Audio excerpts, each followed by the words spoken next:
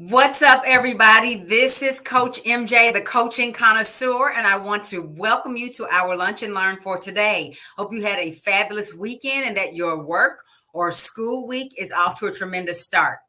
Today, we're going to be talking about how you can shape your skill set, the things that you are already an expert in, the things that you are great at, what you do for a living, what you do for a hobby, the thing that is your area of giftedness, how you can shape that into a saleable solution, meaning something that solves a problem and that someone will pay you to have that solved, because that's kind of a two-edged sword right there.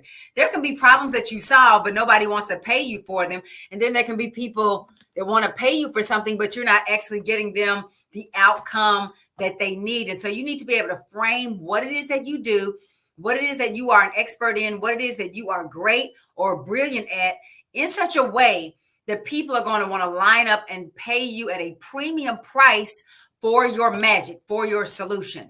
And here's what's true. Like I always say, everybody is an expert.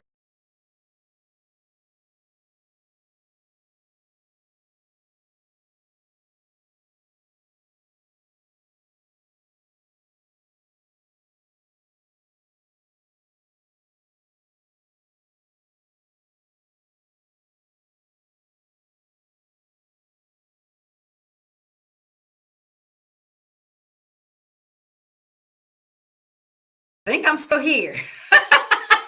If you're still here, thank you for waiting for me. I think I X'd out of my window.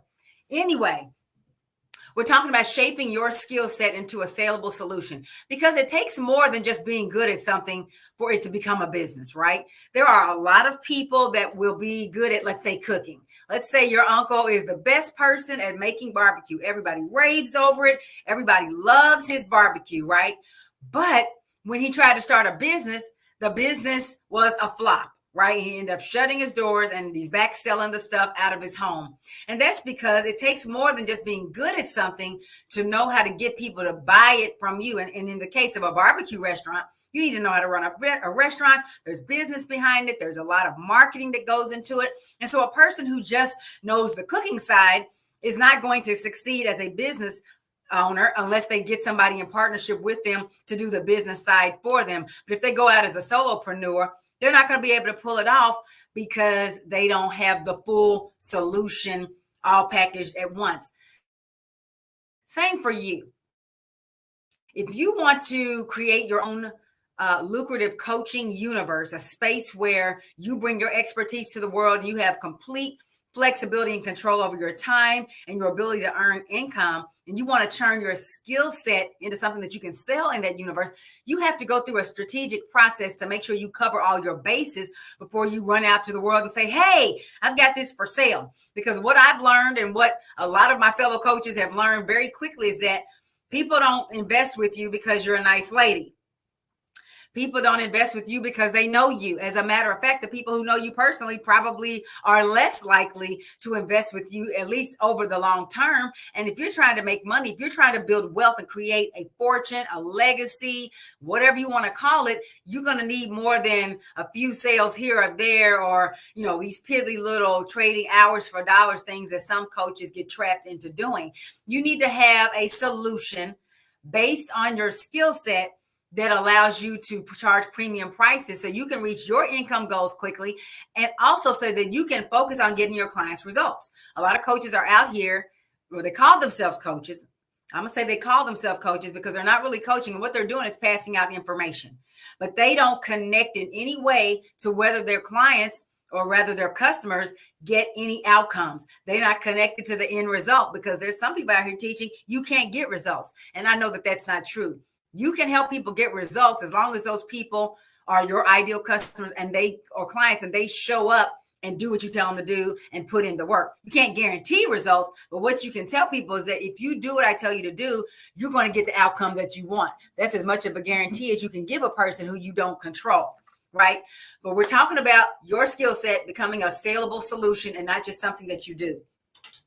Here's another thing. When you work for somebody for years and years and years, and you're used to making X amount of dollars, $20, $30, whatever it is you make for doing the thing that you know how to do for your employer, you get into the mindset of thinking that your expertise is worth $20, $30 an hour, as opposed to the thousands, hundreds of thousands, yay, millions that your employer makes off of what it is that you do, right?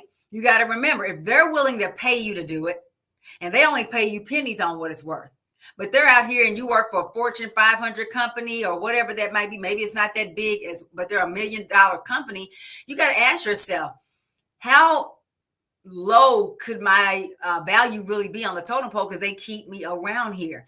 But anything that you can sell to somebody else, any service or skill that you have that you can sell to somebody else for a certain dollar amount, you have to know that if you sold it yourself directly to the market, you can keep all that money yourself and beyond, because again, you're going to be focused on results. Your work, whatever it is you do, even if you're in management and a leadership position, you are still a part of, or you're still a cog in the wheel, so to speak, in your organization. That's not to mean that you as a person are not important, but the bottom line is, if you left today, they'd have somebody in your seat tomorrow. If that's the case, if you're that easily replaceable, then you are a cog in the wheel, right? But you are a necessary cog in the wheel, because if you weren't, they wouldn't keep you there, and they pay you something. So just know your skill set is monetizable, whatever it is, if you can figure out how to go through this framework we're about to talk about right now. And the first step of shaping your skill set into a saleable solution is identifying the problem that you solve from the standpoint of the pain that you resolve, not what you do. Right? Again, when you work for people and they tell you, people say, what do you do for a living? And you say, I do this or that, or you give yourself a title. That's what normally happens. I am an accountant, right? And you say that. Well, that doesn't talk about even what you do. That's just a label. That's just a title. I'm an accountant. I'm a broker. I'm a realtor. I'm a this, I'm a that. But you're not looking at what you do from the perspective of the problem that you solve. And that's why a lot of times you're only making a small amount of the pie, as opposed to the whole pie and then some. What I mean by what problem do you solve? Let's think about the skill set of driving a car. Most of us know how to drive a car. And for those of you who own a vehicle, you bought that vehicle. You are very skilled at driving, I assume. And you also are at least moderately familiar with how to buy a car, because you've successfully done that. It's two skills we're talking about right now: driving a car and purchasing a vehicle from somebody who's selling one. If you talk about driving a car, you probably don't think that's that's not really solving a problem, a major problem, right? You just think, okay, I get from point A to point B. I bought my car and I drive it so I can get where I want to go. That's what most people say. I buy a car, I just need a car to get me from point A to point B. And at a fundamental level, yes, that's what a car does. It transports you from here to there.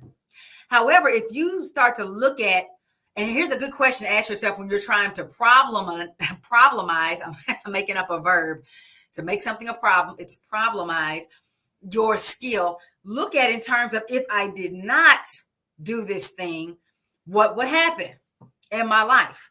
Well, if you stop driving yourself, obviously you would cut off your ability to get yourself from point A to point B. Doesn't mean you can't ever leave your home again, but your ability to come and go at will be completely taken away, and you would have to be dependent on others. But beyond that, and there's where the problemizing comes in, now you might not be able to work, or at least work at the job you did work. Because if it's 20 miles from your house and you don't have buses and trains going out there, now you can't get to work, which means you're going to lose your job. When you lose your ability to earn income, the mortgage company doesn't care that you don't have a car or you don't know how to drive. And so they're like, we need you to pay, or the landlord, we're going to take back the dwelling that you live in.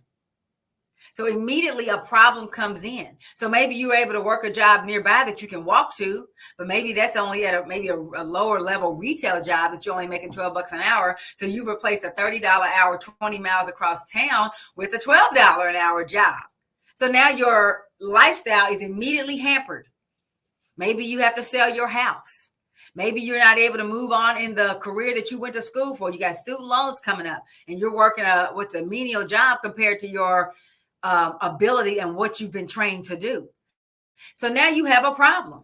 And I can tell you from working with people who are at a lower station in life and helping people to get through difficult times, I can tell you transportation, just in this example, is a real issue. There are real challenges that come up when you can't drive, when you don't know how to drive and you can't always get somebody to take you, or your car's not running. It creates problems. It's a bleeding neck problem if you can't work because you can't get there. So now I've problemized, my word, driving a car. It's not just I know how to do it because I learned when I was 16. No, your ability to drive and your ability to know how to purchase a vehicle that's going to run solves a lot of problems for you, but it comes second nature to you and you just take it for granted. But let's stop driving for a while. Maybe, end up where you can't use your hands and your feet, or you don't have a car anymore, and you'll see the problem. What I just took you through is what you have to take your skill set through. And don't just take it from the perspective of your employer. As a matter of fact, that's just a starting point. Start with, if your skill set that you were wanting to be a coach in is something that you do at work. First, look at what problem do you solve for your place of employment. You're not just an accountant. You don't just keep books. You help them avoid bankruptcy. You help them to maintain their lucrative reputation in the marketplace. You help them to make the money they make, which is why they pay you to do it. Because if you didn't do it, the IRS would be after them within months, your employer. So you are keeping them out of the IRS tax fraud or tax evasion court.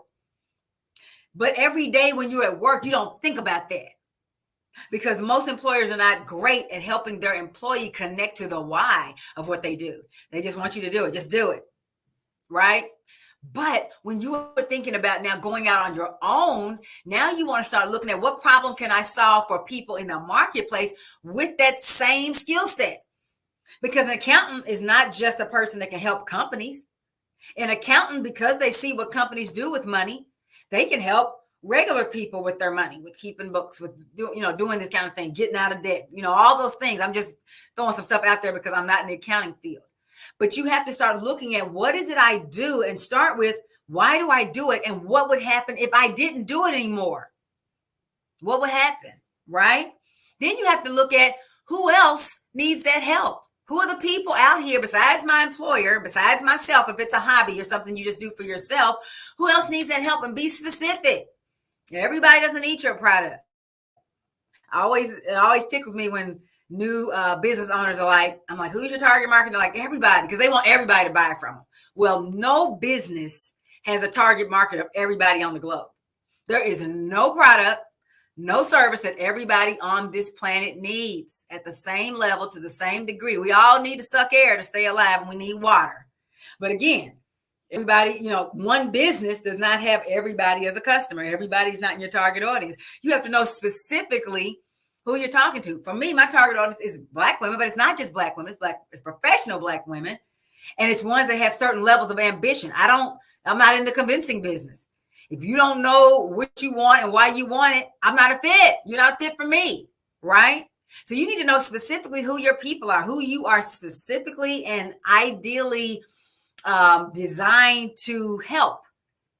And it's not just, well, what gender are they? What race they are? There's so many things, but you have to know it. But you have to first know what problem you solve. Once you know what problem you can solve for people, and also the one that's aligned with your purpose, with your assignment here, because you don't want to just, because that could end up being another job you hate, right? You just do what you know how to do in the way you've been doing it. But you end up like, well, I don't want to do it for these people either. I got out of corporate America, but now I have individual clients and they're a bigger pain than my employer was. You don't want that. You want to problemize your skill set in such a way that you also are able to do what you love, what you thrive off of, okay? And then you find the people who are going to need that. I guarantee that out here, there are thousands and thousands of people who you can reach right now, if you know how to market yourself, that want what you have. Right now, you might still be in the valley of decision or of trying to clarify what it is that you have, but they already are looking for you. They don't know who you are, but they're already looking for that solution because they are in pain. You have to get into their shoes, walk a mile in their shoes. Or if you used to be one of them in the same group that your future clients are in, if you have been there before, go back in your mind and remind yourself of the pain you were in before you found the solution that you have. Figure out who those people are. And then once you understand their situation, then you will be able to communicate with them in such a way where they just automatically assume that you know how to fix it. It's like, dang, this girl gets me.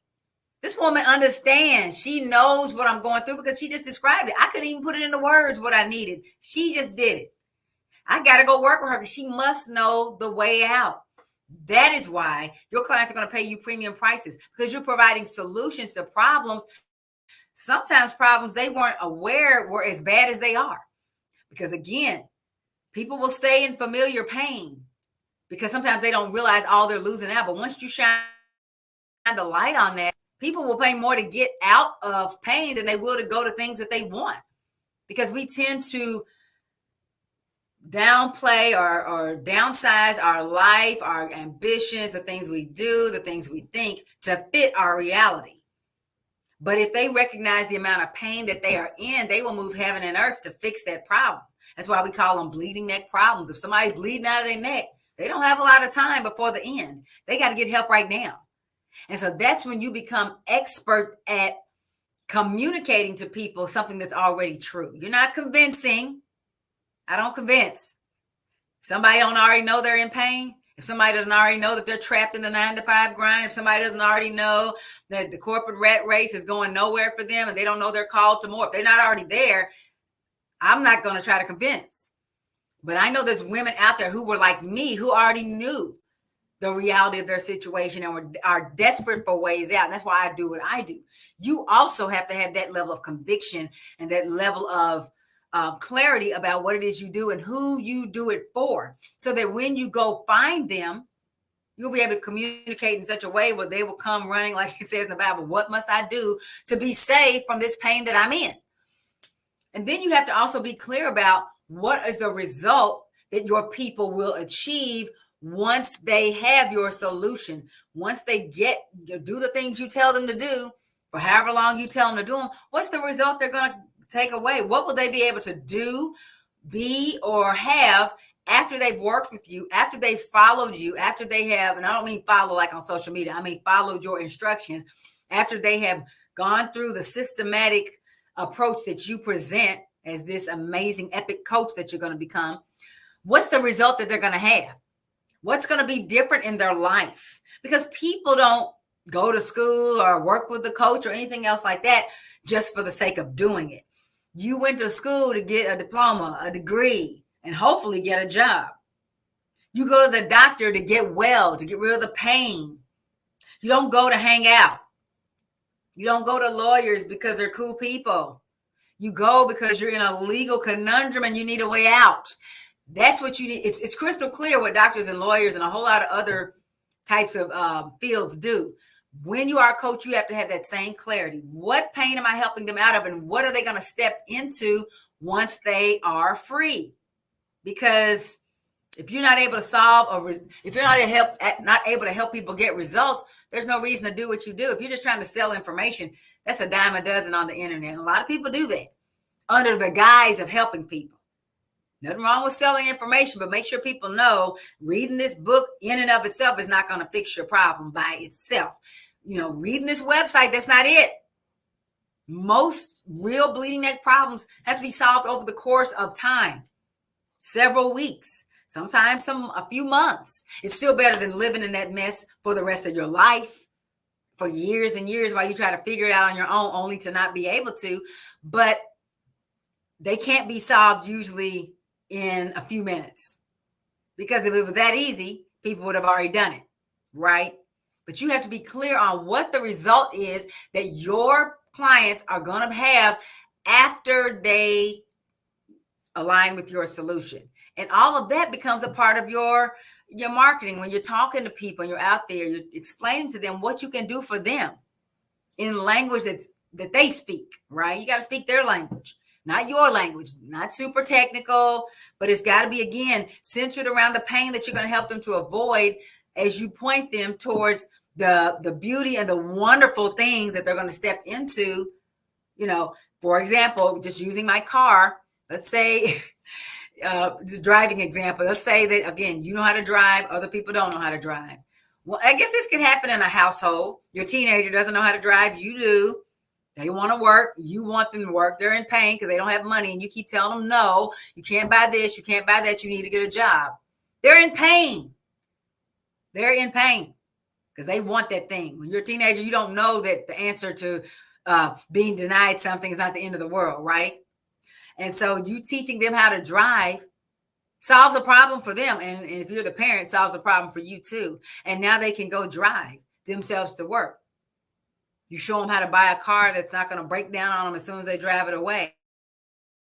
And now, see what I'm saying? Even a simple skill like that, when you look at it differently, you can see every solution solves a problem. Problems is solution, but you got to see what problem your skill set solves. And only you will know that, right? You have to look at it from the perspective, not just of what you do for 30 something bucks an hour or whatever it is you make, but what is the larger picture?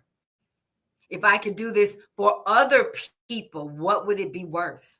And it really comes up to you as far as what you want to charge. I'm going to do some videos in the future about charging premium prices. I actually have one out in my library on my YouTube channel. So if you're on YouTube, go to my channel and look at the other videos on how to charge premium prices. But the last thing, as far as how to shape your skill set into a saleable solution, is how are you different? Because let's face it, all criminal lawyers, at least on the surface, criminal defense attorneys, solve the same problem, keeping you out of prison, right? Or out of the gas chamber, out of the electric chair. But what makes one different from another? Sometimes you might not know. That's why the highways are lined with billboards, one after another. And when you watch daytime TV, it's one commercial after another. And it's just a matter of which phone number you dial when you hear the numbers. You don't know them apart. But the ones that are really successful have found a way to differentiate themselves. Even if it's just with a stupid little slogan that they use, or a little mascot, but they differentiate themselves. How are they different? So how are you different from the other people claiming to solve the same problem? And how do you communicate that difference to the people who are looking for you? That's what you have to know. Because if you can't determine how you are different, you're not going to get the levels of success that you want in your business, coaching businesses, or any kind of business. And it doesn't mean that nobody else in the whole wide world does it the way you do. But again, for the people you're trying to reach, these are the people that the others that might be doing something similar have never reached. If they had, they wouldn't still have the problem. So you're looking for the people for whom your magic, your solution has not been reached. They haven't reached it. They haven't heard anybody, communicating to them in the way that you're going to. And it could be your style of communicating. There are people who can't stand me. They hear me, they see me go live, they roll their eyes, they unsubscribe, they do all these things. And that's fine. I'm not for everybody, and neither are you. But the people who I am for hang on my every word. The people I am for come to my challenges. The people I am for enroll to invest to work with me to get their problem solved, because they want to be able to build wealth while they travel, which is the challenge I just mentioned a moment ago. It's kicking off tonight. You still have time to get in there. So buildwealthwhileyoutravel.com, get your ticket now. But you have to know if it's your voice that's different, not your speaking voice, but the words you say, then you need to differentiate yourself that way. Don't try to make yourself sound like somebody else. If it's your message that's different, and it should be, your message should be different because it's you and it's not the other person. So it should be different. Don't go out on the internet memorizing what other people said in their ads and what other people said in their posts and what I'm saying on camera. No, this is my voice. You have to find your voice. What makes you different is how you're going to connect with your tribe. What makes you different is how you work with them, the things you do. I won't know that unless we work together. But that's what it's going to take to turn your skill set into a saleable solution. It's not just about, I know how to keep books, using the accounting example. For a lot of people don't even know what that means. But I'll keep you from getting in trouble with the IRS. I'll take care of it. I'll take that stress off your back so you're not pulling your hair out every spring. That's when people get into, oh yeah, I did get audited one time and it wasn't great. That's when they start remembering the bleeding neck problem that they have, but you have to show it to them. People don't always know. Sometimes they know and they're out there looking for a solution. Sometimes they don't know and they think everything's okay. I got this covered. No, you don't. Let me show you how you can really get it covered. So that's how you shape your skill set into something that people will pay you for. You got to know what you solve and who you solve it for, how you do it, what makes you different, and what result they're going to get as a result of working with you as you bring them your solution. and specifically for my Black women who would love to be able to create a universe, a coaching universe, using your skill set to create a lucrative lifestyle, wealth, abundance, freedom of time, freedom of your finances so you can give the way you want to give, help your family, live where you want to live, wake up every day, when and wherever you want to. You need to get in on this challenge. Join the challenge. It actually starts this evening. So this is your last opportunity to get in on this challenge. It's going to be 4 days. If you go VIP, it's just a couple hours a day. You are going to have your mind blown because what I just talked about here is just the tip of the iceberg of what it's really going to take to turn your expertise into an empire. But you got to get in on this challenge. Go to buildwealthwhileyoutravel.com. Get your ticket. My advice is to get the VIP ticket. The basic ticket's free. You can get in here and you'll get the basics. But for those of you who always like to go do the extra, get the VIP ticket at the concert, fly first class, get the nice little hotel rooms, buy the best cars, get the best lace fronts, you need to get a VIP ticket. If your lace front costs $2,000, you need to get this VIP ticket, just $47. You need to get in on it. Get in on it. We start this evening. There will be recordings available briefly for those who may have a work conflict, but go to buildwealthwhileyoutravel.com right now and get registered. We'll get you in there today, and we will talk about all the things of how to shape your skill set into a saleable solution and how to get you out there in the marketplace so that you can start building the 6 or 7-figure lifestyle that you want to have. You are worth that. Your employer's not going to pay you that, but you can pay yourself that. But you got to learn the right ways to do it. So build wealth while you travel. That's your first step. Get over there now. Get in on this challenge. It starts today, not knowing when the next one could be. So don't wait. Don't procrastinate. You've already spent enough time working for somebody else and not having your dream. You know it's driving you crazy, ma'am. It drove me crazy when I was there. And I want to help walk you towards your freedom. So again, build wealth while you travel. Get signed up right now. See if we can get you in on it today. It's been my pleasure to share with you this Lunch and Learn. Hope you got something from it. Hope you registered for your VIP ticket. Meanwhile, I'm going to sign off so I can go get ready for my amazing tribe of women who are going to be leveling up their lives and building wealth while we travel the world. Hope you will join us. I will see you next time for our next Lunch and Learn. Take care.